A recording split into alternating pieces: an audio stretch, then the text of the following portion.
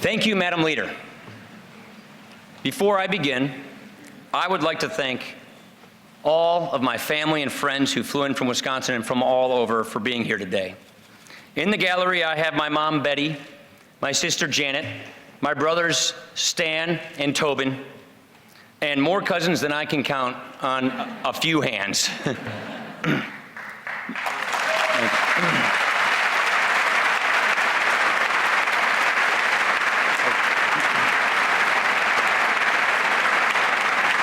They're all over.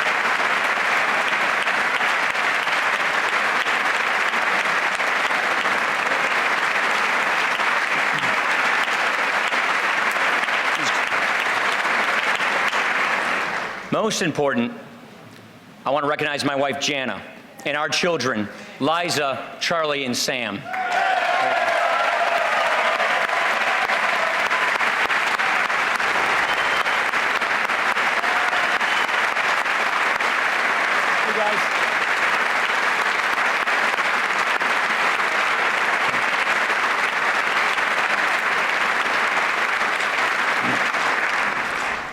I also want to thank Speaker Boehner. For almost 5 years, he led this House. For nearly 25 years, he served it. Not many people can match his accomplishments, the offices he held, the laws he passed. But what really sets John apart is he's a man of character, a true class act. He is without a question the gentleman from Ohio, so please join me in saying one last time, thank you, Speaker Boehner.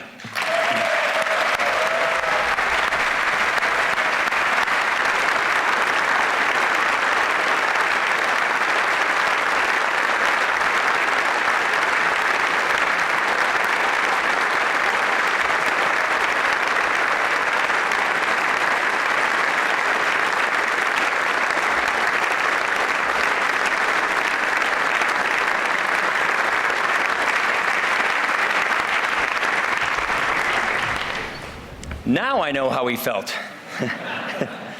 It's not until you hold this gavel, stand in this spot, look out and see all 435 members of this House as if all America is sitting right in front of you. It's not till then that you feel it. The weight of responsibility, the gravity of the moment. You know, as I stand here, I can't help but think of something Harry Truman once said. The day after Franklin Roosevelt died, Truman became president, and he told a group of reporters, if you ever pray, pray for me now. When they told me yesterday what had happened, I felt like the moon, the stars, and all the planets had fallen on me. We should all feel that way. A lot is on our shoulders. So if you ever pray, let's pray for each other. Republicans for Democrats, and Democrats for Republicans.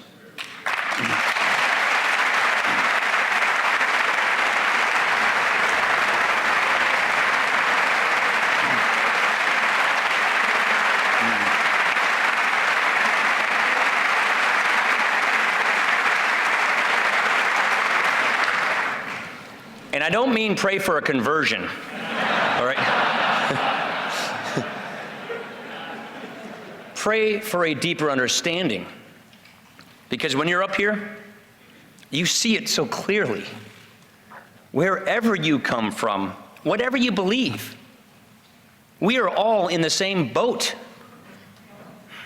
I never thought I'd be Speaker, but early in my life, I wanted to serve this House. I thought this place was exhilarating, because here you can make a difference. If you had a good idea, if you worked hard, you could make it happen. You could improve people's lives. To me, the House of Representatives represents what's best of America, the boundless opportunity to do good. But let's be frank, the House is broken. We're not solving problems, we're adding to them. And I am not interested in laying blame. We are not settling scores. We are wiping the slate clean.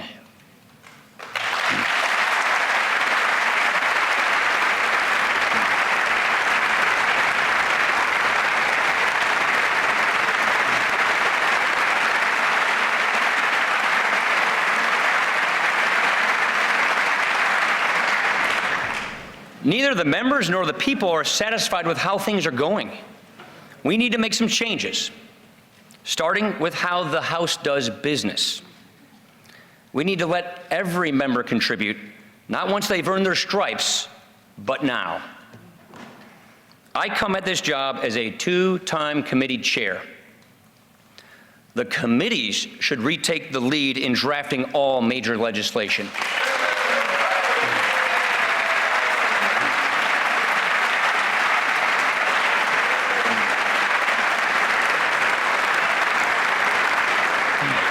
If you know the issue, you should write the bill.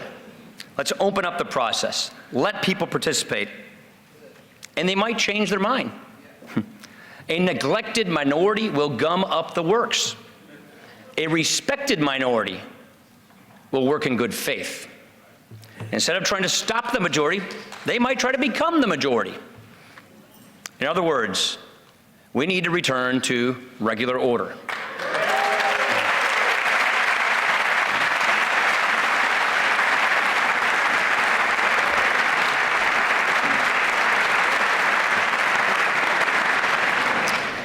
Now, I know this sounds like process. It's actually a matter of principle. We are the body closest to the people. Every 2 years, we face the voters and sometimes face the music. But we do not echo the people, we represent the people. We are supposed to study up and do the homework that they cannot do. So when we do not follow regular order, when we rush to pass bills that a lot of us don't understand, we are not doing our job. Only a fully functioning House can truly represent the people. And if there were ever a time for us to step up, this would be that time.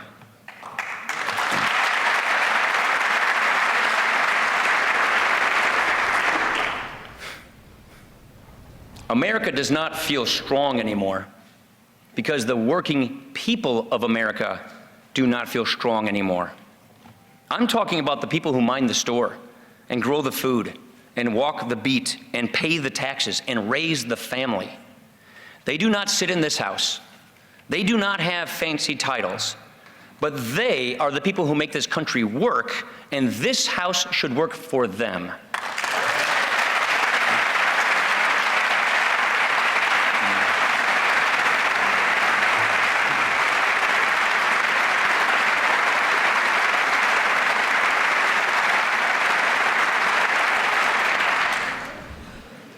Here's the problem.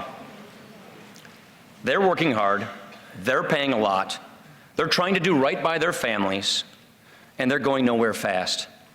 They never get a raise, they never get a break, the bills keep piling up, and the taxes and the debt. They're working harder than ever before to get ahead, and yet they're falling further behind. They feel robbed. They feel cheated by their birthright, of their birthright. They're not asking for any favors. They just want a fair chance. And they're losing faith that they will ever get it. Then they look at Washington and all they see is chaos. What a relief to them it would be if we finally got our acts together. What a weight off of their shoulders. How reassuring it would be if we actually fixed the tax code, put patients in charge of their health care, grew our economy, strengthened our military, lifted people out of poverty, and paid down our debt.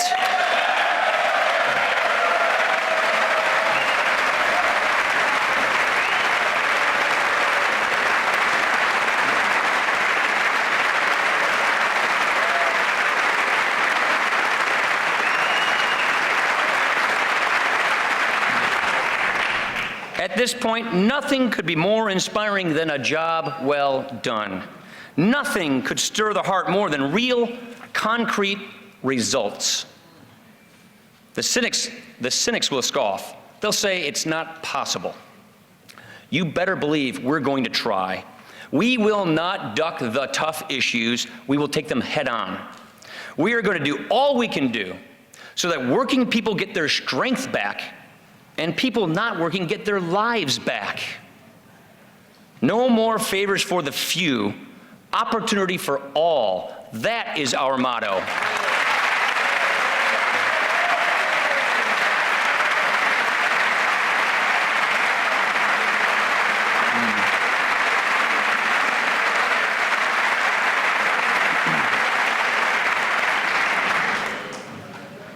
You know, I often talk about a need for a vision. I'm not sure I ever really said what I meant. We solve problems here, yes. We create a lot of them too. But at bottom, we vindicate a way of life. We show by our work that free people can govern themselves. They can solve their own problems. They can make their own decisions. They can deliberate, collaborate, and get the job done. We show that self-government is not only more efficient and more effective, it's more fulfilling. In fact, we show it is that struggle, that hard work, that very achievement itself that makes us free. That is what we do here. And we will not always agree. Not all of us, not all of the time. But we should not hide our disagreements. We should embrace them. We have nothing to fear from honest differences honestly stated.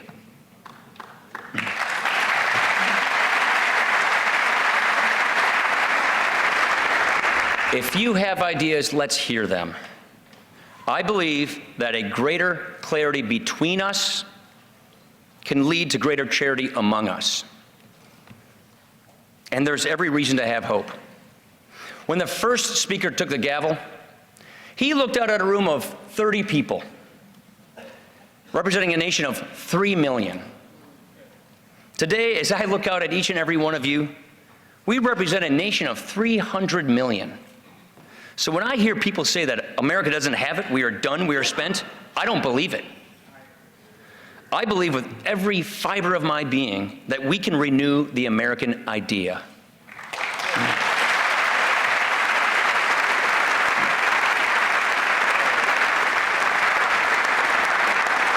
Now, our task is to make us all believe. My friends, you have done me a great honor.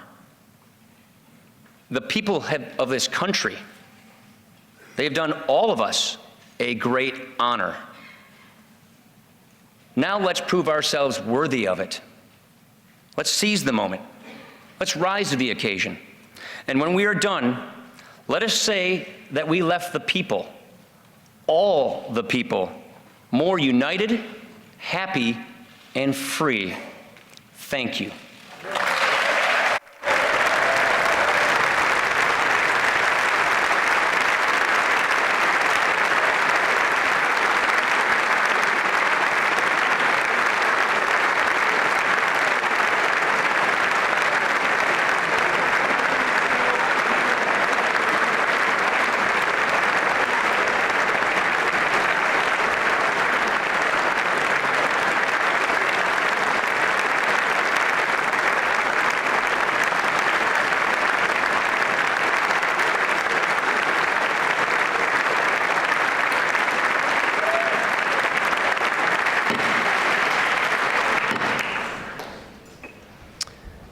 I am now ready to take the oath of office. I ask that the Dean of the House of Representatives, the Honorable John Conyers, Jr. of Michigan, to administer the oath of office.